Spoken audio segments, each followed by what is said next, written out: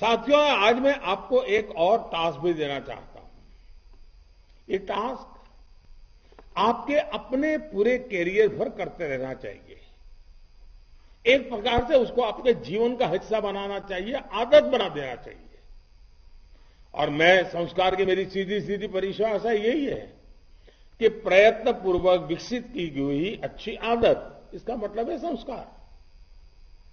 आप जहां भी काम करें, जिस भी जिले में काम करें, आप मन में तय करिए कि इस जिले में इतनी सारी मुसीबतें हैं, इतनी कठिनाई है, जहां पहुंचना चाहिए नहीं पहुंचना था, तो आपका एनालिसिस होगा। आपके मन में ये भी आएगा पुराने लोगों ने पता नहीं ये क्यों नहीं किया, ये नहीं किया, सब होगा। क्या आप खुद उस क्षेत्र में जो भी आपको कार्यक्षेत्र मिले, छोटा हो या बड़ा हो,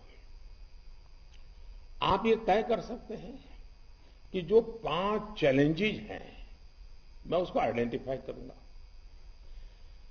और ऐसी चुनौतियां जो उस क्षेत्र के लोगों को जीवन को मुश्किल बनाती है, उनके विकास में बाधा बनकर खड़ी है, लोकल लेवल पर आपके द्वारा इनका आइडेंटिफिकेशन बहुत जरूरी है। और ये जरूरी क्यों है ये भी मैं बताता हूं। जैसे हम सरकार में आए तो हमने भी ऐसे कई सारे चैलेंजेस को आइडेंटिफाई किया था। एक बार चैलेंजेस आइडेंटिफाई हो गए तो फिर हम सॉल्यूशन की तरफ बढ़े। अब जैसे आजादी के इतने साल हो गए, क्या गरीबों को पक्का घर होना चाहिए नहीं होना चाहिए, एक चैलेंज थी। हमने उस चैलेंज को उठाया, हमने उन्हें पक्के घर देने की ठानी और पीएम आवास योजना तेज गति से विस्तार कर दिया गया। देश में ऐसे अनेक जिले बहुत बड़ा चैलेंज थे जो विकास के दौर में दशकों पीछे थे। एक राज्य है काफी आगे है लेकिन 2 जिले बहुत पीछे हैं, एक जिला बहुत आगे है लेकिन 2 ब्लॉक बहुत पीछे हैं। हमने नेशन के रूप में, भारत के रूप में एक विचार किया कि ऐसे जिलों को भी चिन्हित किया जाए और एस्पिरेशनल डिस्ट्रिक्ट के ऊपर एक अभियान चलाया जाए और उनको राज्य की एवरेज के बराबर लाया जाए, हो सके तो नेशनल एवरेज तक तो ले जाया जाए। इसी तरह एक चैलेंज था गरीबों को बिजली कनेक्शन का, गैस कनेक्शन का। हमने सौभाग्य योजना शुरू की, उज्ज्वला योजना चलाकर उन्हें मुफ्त गैस कनेक्शन दिया। आजादी के बाद भारत में पहली बार ऐसा हो रहा है जब किसी सरकार ने योजनाओं को सैचुरेशन की तरफ ले जाने की अनेक प्रकार से बात कही और उसके लिए योजना बनाई है। और इस परिप्रेक्ष्य में आपको एक उदाहरण देना चाहता हूं। हमारे यहां अलग अलग विभागों में तालमेल की कमी की वजह से परियोजनाएं बरसों बरस अटकती रहती थी। ये भी हमने देखा है कि आज सड़क बनी तो कल टेलीफोन वाले आकर उसे खोद गए, परसों नाली बनाने वालों ने उसमें खोद दिया। कोऑर्डिनेशन के कमी के कारण इस चैलेंज को ठीक करने के लिए हमने पीएम गति शक्ति नेशनल मास्टर प्लान बनाया है। सभी सरकारी विभागों को, सभी राज्यों को, सभी स्थानीय निकायों को, इस हर स्टेक होल्डर को एडवांस में जानकारी हो, ये सुनिश्चित किया जा रहा है।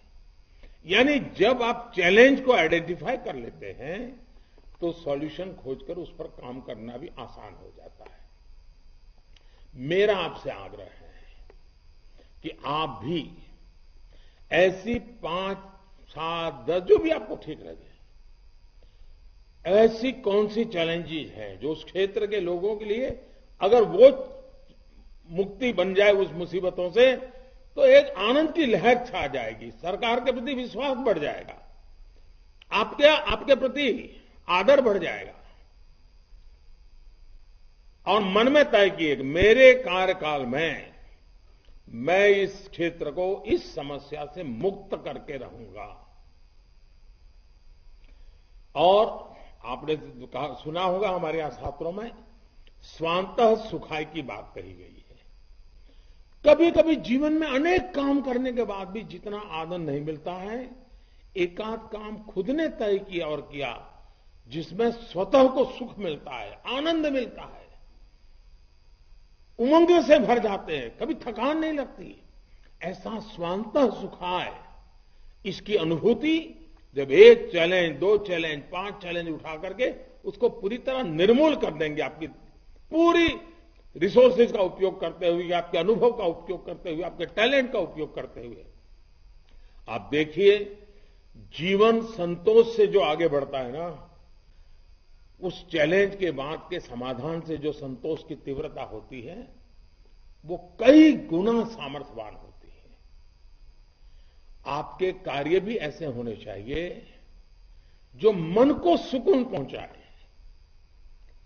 और जब उसका लाभार्थी आपको मिले तो लगे हां, ये साहब थे ना तो मेरा अच्छा काम हो गया। आपको इस क्षेत्र के छोड़ने के 20 साल के बाद भी वहां के लोग याद करें, अरे भाई वो एक साहब आए थे ना अपने इलाके में, ये एक बहुत पुरानी समस्या का समाधान करके गए, बहुत अच्छा काम करके गए। मैं चाहूंगा आप भी ऐसे विषय खोजिएगा जिसमें आप एक क्वालिटेटिव चेंज ला पाए। इसके लिए आपको इंटरनेशनल स्टडीज खंगालनी पड़े तो भी करिएगा, कानून का अध्ययन करना पड़े तो वो करिएगा, टेक्नोलॉजी की मदद लेनी भी पड़ी तो वो भी करिए, उसमें भी पीछे मत रहिए। आप सोचिए, आप सैकड़ों लोगों की शक्ति देश के अलग अलग जिलों में एक साथ लगेगी। आप 300-400 लोग हैं, यानी देश के आधे जिलों में कहीं न कहीं आपके पैर पड़ने वाले हैं। मतलब आधे हिंदुस्तान में आप एक नई आशा को जन्म दे सकते हैं मिलकर के। कितना बड़ा बदलाव आएगा, आप अकेले नहीं हैं। 400 जिलों में आपकी ये सोच, आपका ये प्रयास, आपका ये कदम, आपका एक इनिशिएटिव आधे हिंदुस्तान पे प्रभावित कर सकता है।